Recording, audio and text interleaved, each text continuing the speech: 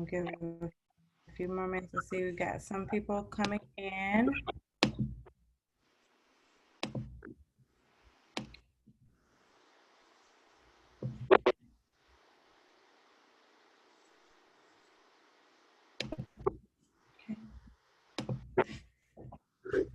My name is Jessica Lumpkin. Hold on, I see a couple more. I guess I'll give it a couple of seconds.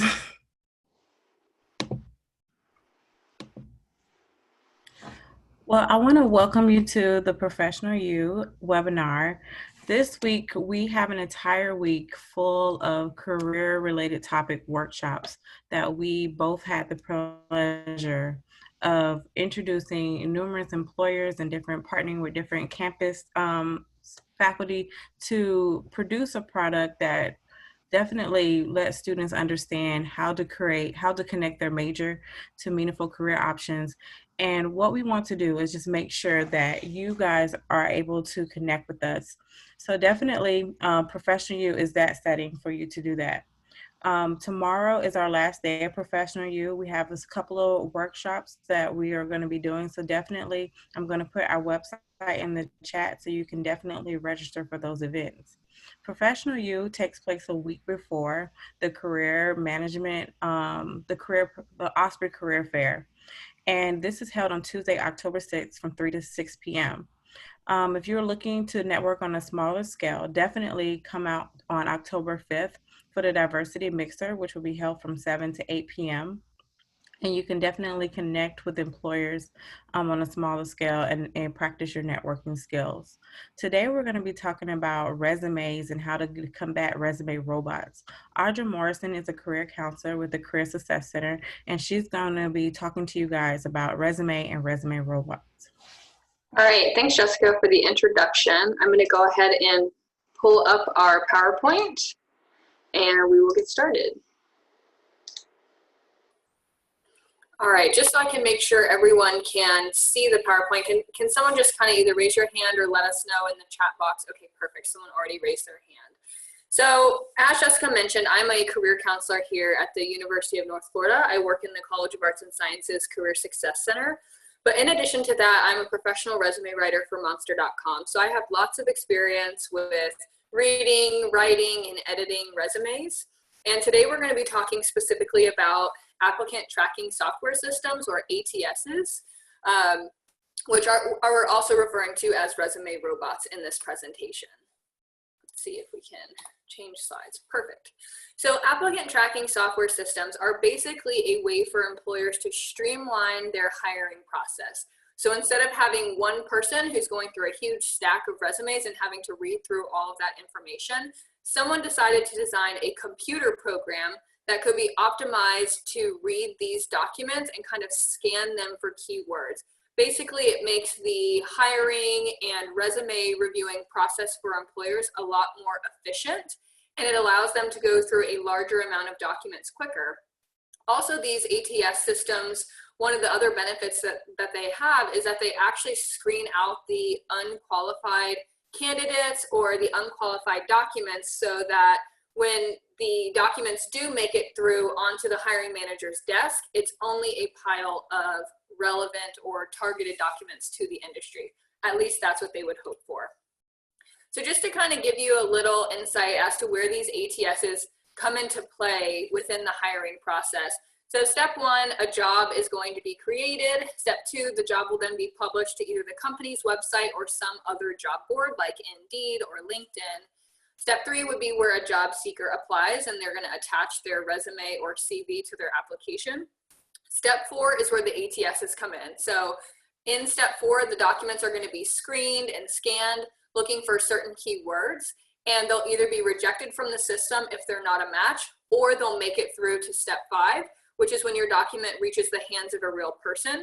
At that time, an interview will be conducted if you're selected, and then from there you would be hired if you successfully made it through your interview. So unfortunately for us, there's over 200 different types of ATS systems. So it's really hard to have a black and white understanding of these systems because they're always changing. There's always new ones popping up, and every different system has different variances and different nuances that the user has to learn and understand. So there's very few black and white rules for us to go through today where I can say, this is exactly what you should do, this is exactly what you shouldn't do, because unfortunately, these different brands of the different systems all have different capabilities. And those are some of the things that we're going to talk about in our presentation today. But since you don't know what type of ATS the employer might have, if they're even using one at all, or how advanced it's going to be, it's best to always use a more conservative format to ensure that your document is making it through to a human, to a hiring manager. And those are some of the techniques that we're going to be discussing. So as I just mentioned, there's very little that's going to be pure black and white, right and wrong. There's a lot of gray areas with these ATS systems. So you're going to hear me say it depends a lot in this presentation, but please feel free to still ask questions and I'll give the best answer that I can based on the information that I have at this time. But like I said, it's always changing. So something I say today could be different a month from now. So a lot of people ask me who uses ATS systems. And you know, back 10 years ago, this number would have been totally different because these systems are very new. But nowadays, 99% of large corporations are using ATSs. So it's almost everyone. And we're going to go into a little bit more detail on what specific companies are using them here in just a moment. I'm sure you're wondering though, what about small companies? Because I did mention large companies. It is majority of Fortune 500s who are using them, but small companies use them too. A good rule of thumb to keep in mind is if you're applying for a job at a company that you think hires more than 5 jobs in a month, it's highly likely that they're going to be using an ATS system. A survey was conducted, and the results of that survey estimated that about 66% of medium to large size companies are using them and only 35% of small organizations. So if you're applying to a really small mom and pop shop, really niche company, probably less than 50 employees working there, it's much less likely that they're going to be using an ATS. But on the flip side of that, sometimes some of these really niche and hard to find companies will hire recruiters to help them hire candidates, and almost all recruiters use ATSs. So like I said before, it's a lot of companies out there. I don't want to say that it's everyone, but it's almost everyone who are using these systems. Just to give you guys some insight on some of the most common ATSs out there, this is just a list of their names, and you can see the percentage of how popular they are. So there's kind of a really big difference between the big player ATSs and some of the more smaller ATSs. They're probably less expensive for companies, but they're also less popular.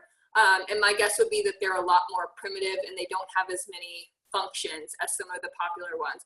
I want you guys to take specific note of Workday, Taleo, and BrassRing, which are the 3 that are circled on the screen, because we're going to talk about those in a little bit more detail.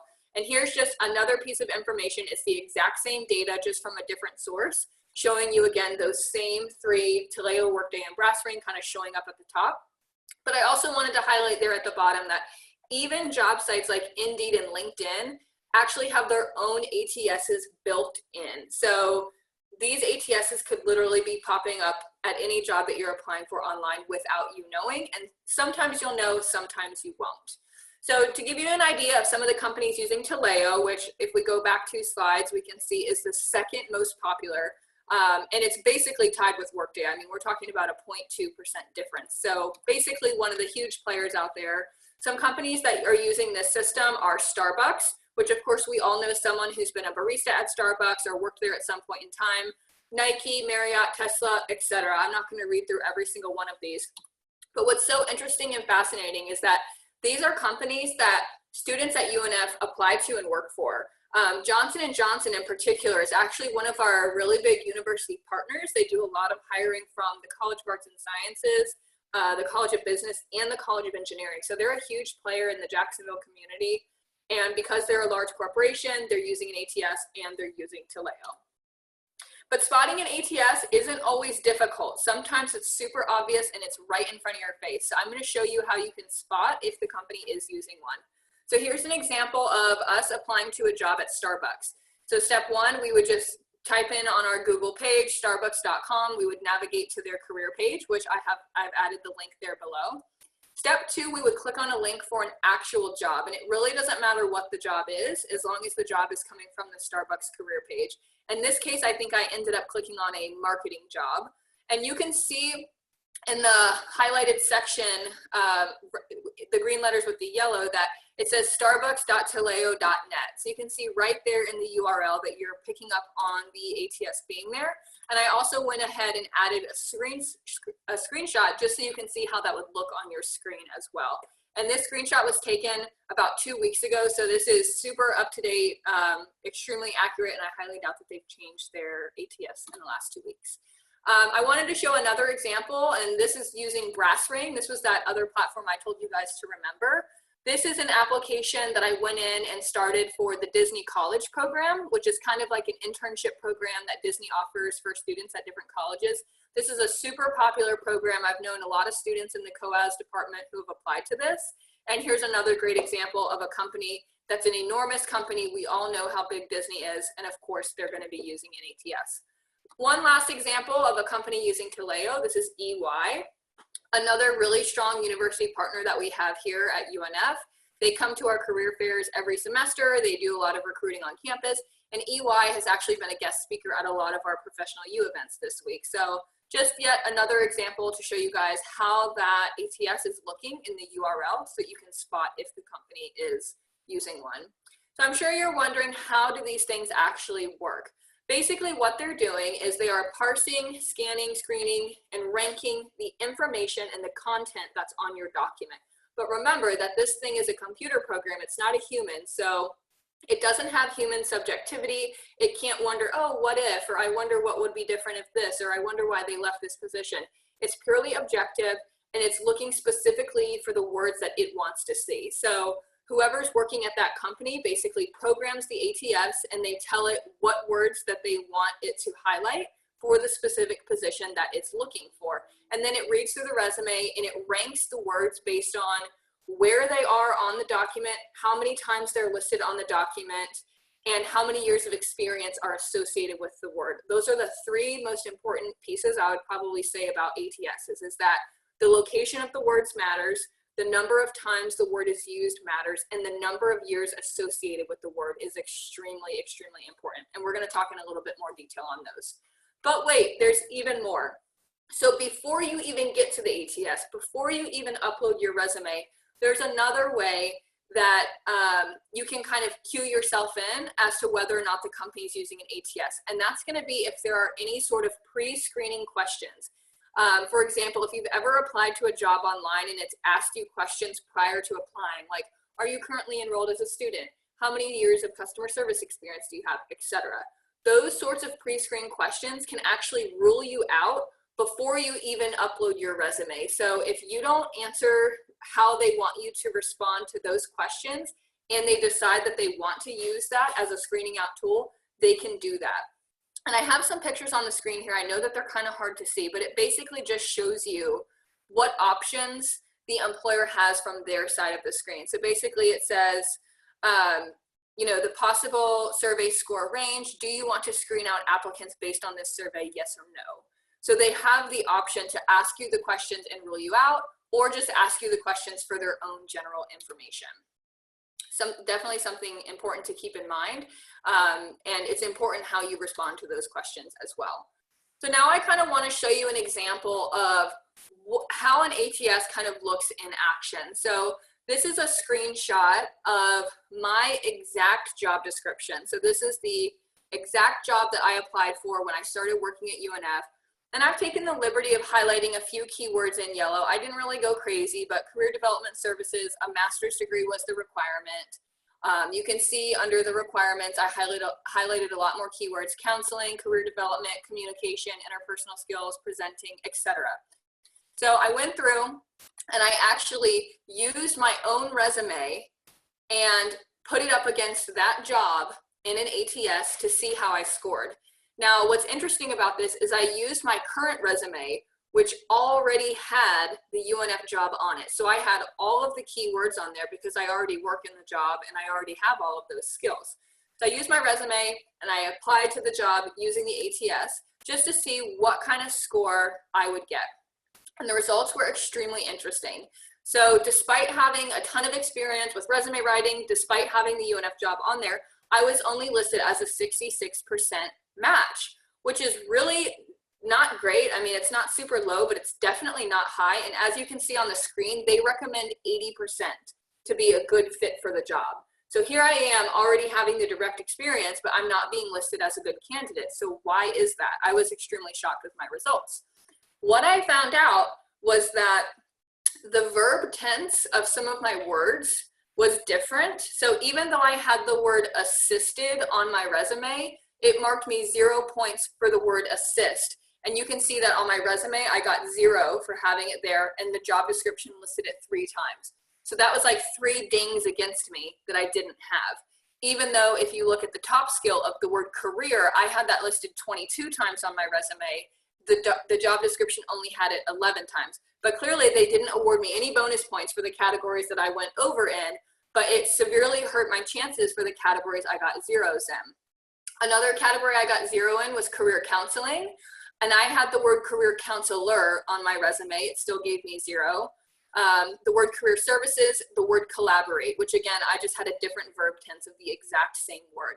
So this goes to show you that for some of the more primitive versions of ATSs, they are as specific as verb tense. So if your word is not a direct replica, then you won't get points. However, there are more advanced ATS programs that are designed to recognize different tenses and, you know, if the verb is plural and things like that, but they're not all the same, like I said. So this specific one that I used, which was a free one, and was just a free version from online, obviously didn't give me those points, and I lost out a lot on that. So I thought that was extremely interesting. It definitely piqued my interest to do further research. So I started looking into what are common keywords that these ATSs are looking for.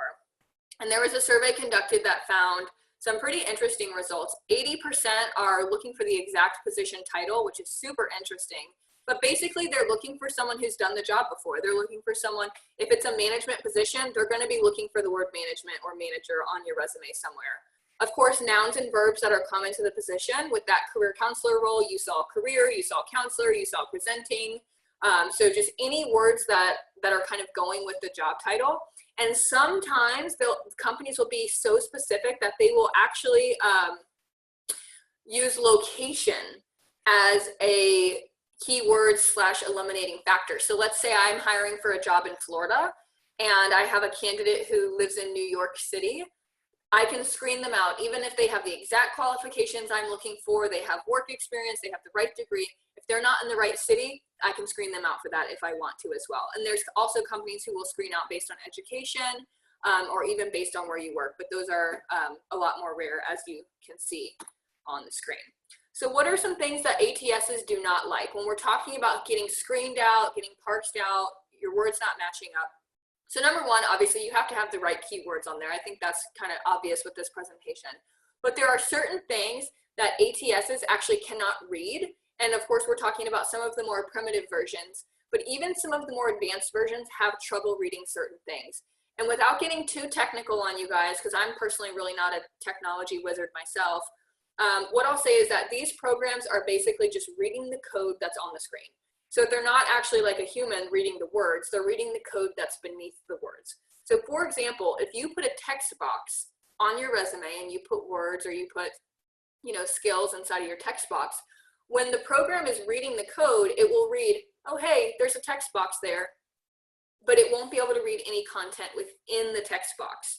And that's the same for tables and charts as well. So it will recognize that it's there, but there's just no way for it to read the content within it because it's purely reading the code on the document. So for that reason, text boxes, tables, and graphics are really not a good idea. I mean, for the most part, I would just leave them off, but if you use them, you just have to understand that it's for human use only and that the ATS won't be able to read any of that content. Another thing that really messes ATSs up are columns. Some of the more primitive versions just get totally confused and can't read it at all.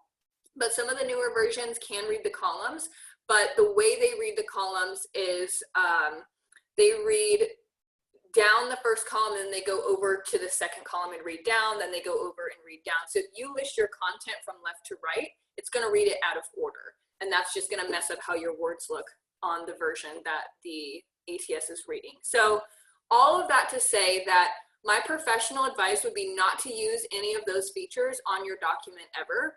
If you just want to be on the safe side, if you want to play it conservative, and if you want to have the best chances of getting through an ATS system. Now, another catch with this, and I can't remember if I have a slide later on about this, but if you're using a pre-made template for resumes, a lot of times they incorporate these features. They incorporate text boxes, they incorporate tables, and that's why it's a really bad idea to use a pre-made template, because oftentimes you can't really change certain things. Sometimes you can't take it out of the table, sometimes you can, but it's a lot of work to take an entire document out of a table rather than just writing it correctly the first time. So I would highly recommend against ever using a template that's pre-made.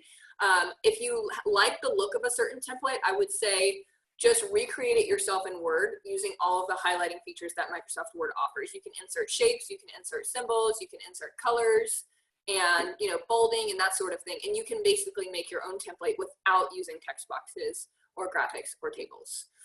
One of my colleagues at monster.com actually she's kind of our ATS expert on site there. And so she conducted some research to kind of test the difference of using a ATS friendly versus a non-ATS friendly document. And it was the exact same content on every single document she submitted.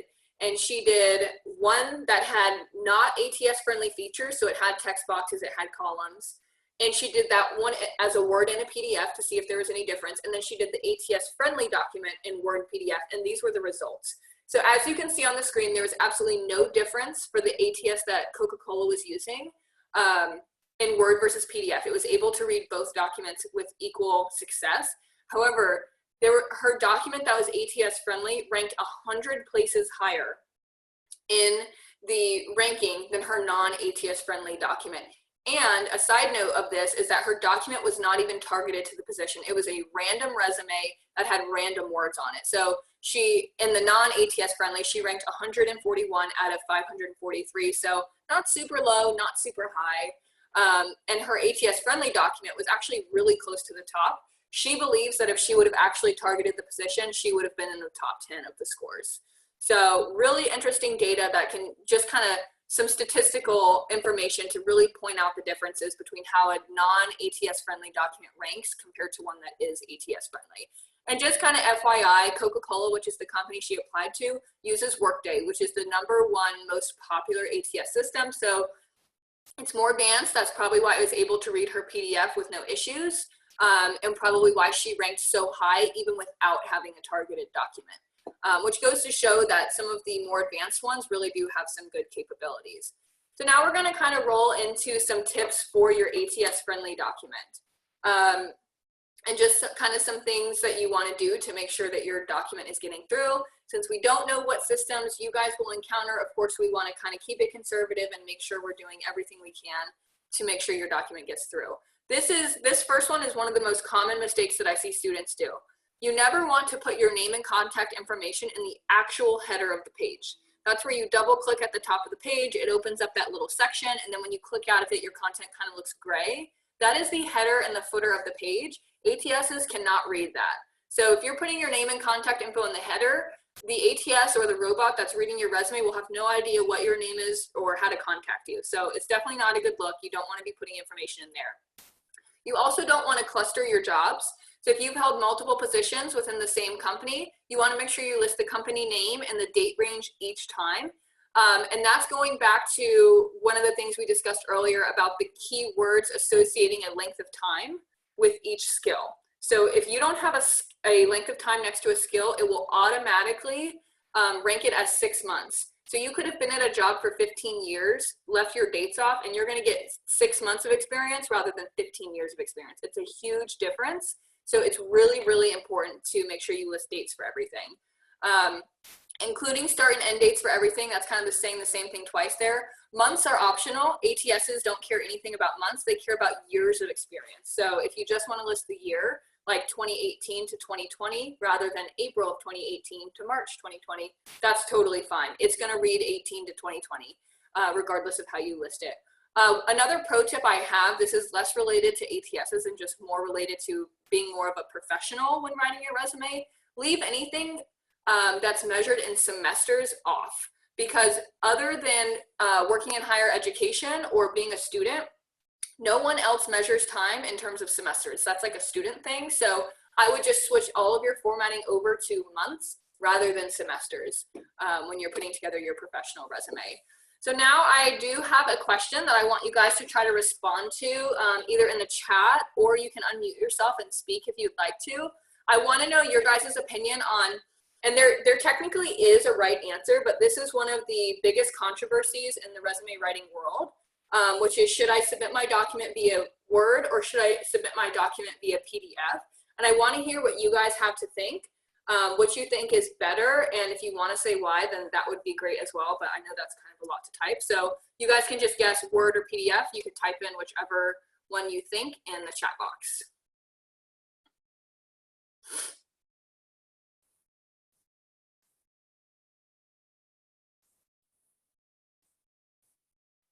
All right, we've got 1 point for Word. Okay, now we're 2 points for Word, 1 PDF. Now we're 2 and 2. Word again. Okay, and I can't see how many people are on this call, so I don't know if this is everyone in the room, but right now we have 3 people voting for Word, 2 people voting for PDF. So right now Microsoft Word is in the lead, which makes me kind of happy. So what I'll say is that typically when people respond to this question, a lot of people flock to PDF immediately because they say PDF holds your formatting, so it's safer. And I want you to kind of put that thought in the back of your mind for a second, because I'm going to show you an example of a PDF in a second that did not hold its formatting. So like I said, this is hands down the biggest controversy in the resume writing world. And because of that, there's no black and white, clear, 100% answer. Everyone kind of has their opinion on which they think is best and why. But I'm going to give you some supporting information as to why I think, and all of my colleagues agree, or I should say many of my colleagues agree, that Microsoft Word is the safest option. I'm going to show you some screenshots of a survey I conducted at my work where I asked my colleagues their opinions. And keep in mind that I work with over 200 resume experts at Monster. You can see I've highlighted a couple of things. Many experts say Word, but then down below, or I'm sorry, right next to that in the actual poll that I took, let me move my face so you can see it. In the poll that I took, PDF ranked 83%, but in the actual verbal comments, Microsoft Word was preferred. So it kind of just a funny thing, the controversy continues. The reason many people say Word over PDF is that you don't know what type of ATS you're dealing with, and the primitive ATSs cannot read PDF. So it's just risky to send something out in a PDF and know that the ATS possibly wouldn't be able to read it. However, if you are directly emailing your resume to a colleague or a hiring manager and you know them and it's kind of more of a casual thing, then I would say to use a PDF. The other time I would say to use a PDF is if you know the person is going to be reviewing the document from their phone. Because on a cell phone, a Microsoft Word document looks totally crazy, but a PDF looks completely normal. So there's a time and a place for both documents, but I would say in general, globally, if you're just applying to an online job board, Microsoft Word is definitely the safest. For those of you out there who use MacBooks or Mac type computers, pretty much 0% chance ever that you will see a company that will allow a Pages submission.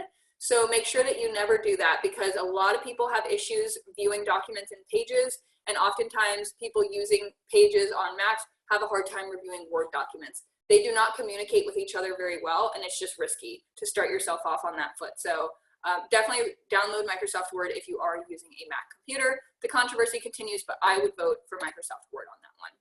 This is an example of someone who applied to one of my jobs working at the University of North Florida. They were applying to be a career counselor, and this is the PDF document that they submitted. This is what I received on my computer. This is what I saw. As you can see on the left-hand side there, the document was totally blank under work experience. There was a lot of random bullets. There was a lot of content that was cut off. It was squished together. You can see the word contact information on the left. The document looks terrible. And then there was a second page that was extremely squished together and hard to read as well. So for those of you that think PDF always holds your formatting, that is not the case, and that's not true. It depends on how your PDF was derived, and there can still be bugs within those documents. This is a great example of that.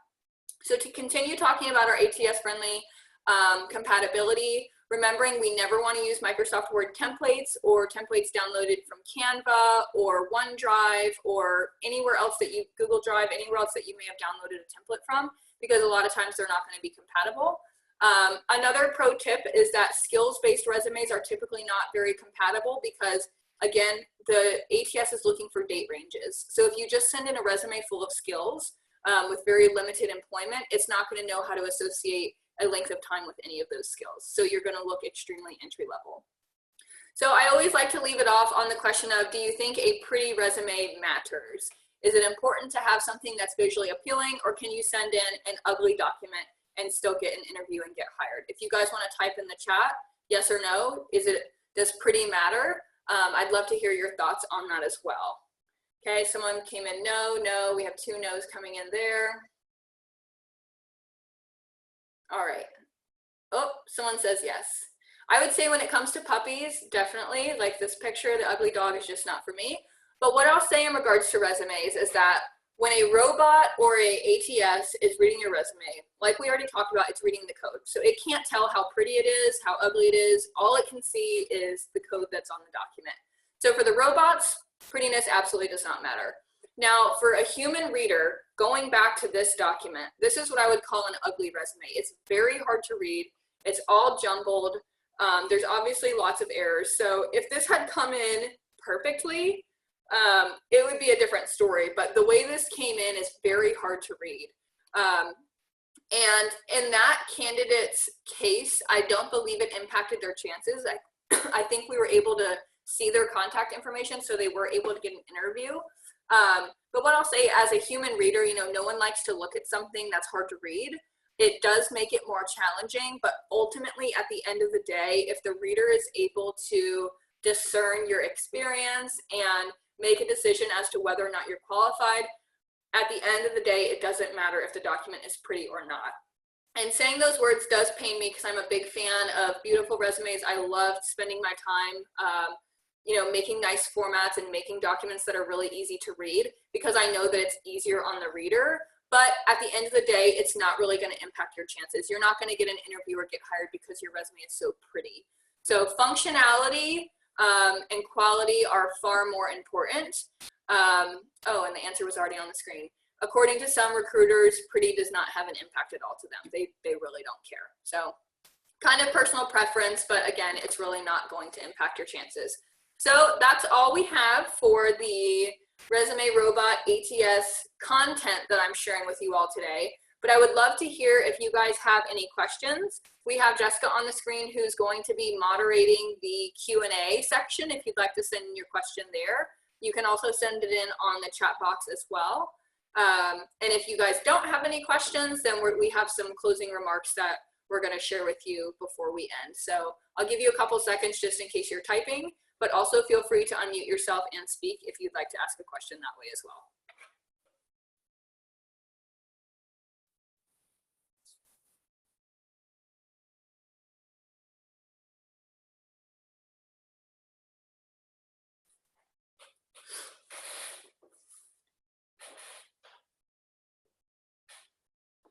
And if everyone is too shy to ask any questions, that's okay.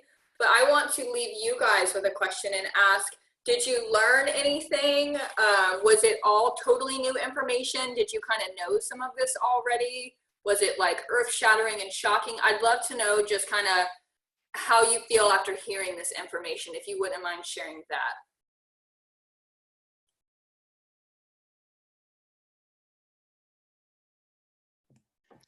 We have several comments stating that it was helpful. It was eye-opening for sure. They stated that this was a great insight. Perfect. Well, I'm really glad to hear that it was helpful to learn some of that information. And if anyone has any questions moving forward in the future, just about your document, whether or not it's ATS friendly, my email address is on the screen. And that's the best way to reach me because our office is kind of operating under some temporary hours, so I'm not there very often. So email is definitely best, and I'm happy to take a look at anyone's document if needed. And then you had one last comment. They said that it was surprising of how specific a lot of the information was as far as within the ATS system. Awesome. Well, I want to thank you, Audra, for sharing with us your experience and expertise on resume and resume robots. Definitely an eye-opening experience, and even for myself, I learned a lot during your session. So please check on the chat. I put the link for professional use. So we have several sessions happening tomorrow. And also we have Osprey Prep. If you would like us to drop in and like us to look at your resume, we definitely will be able to do that. So definitely check out our link at professional use so you can drop in and have a conversation with us one-on-one. Thank you again. Bye-bye. Thanks.